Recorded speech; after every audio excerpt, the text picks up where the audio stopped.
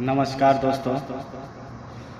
आज मैं अभी बेंगलोर से बोल रहा हूँ कि अभी दिल्ली पे जिस तरह की घटना हुआ है उस पे मेरे बिहार सरकार कुछ नहीं बोल रहे। अभी बंगाल में वोटिंग है, इसलिए जब वो शपथ लिए उस टाइम बोले बिहारी एकदम कहीं भी कमाओ, कोई दिक्कत नहीं हुआ। आज मेरे बिहारी भाइयों की एक दिल्ली पुलिस ने मारकर हत्या कर दी, उसके लिए कौन जवाबदेही हो सकता है।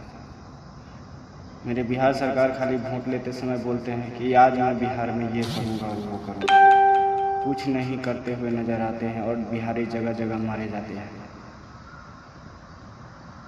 आप लोग से निवेदन है कि बिहार सरकार तक ये वीडियो पहुँचाइए और उसको पुलिस वालों को जल्द से जल्द हत्या और उसको फांसी की सज़ा होना चाहिए। मौत के बदले मौत होनी चाहिए।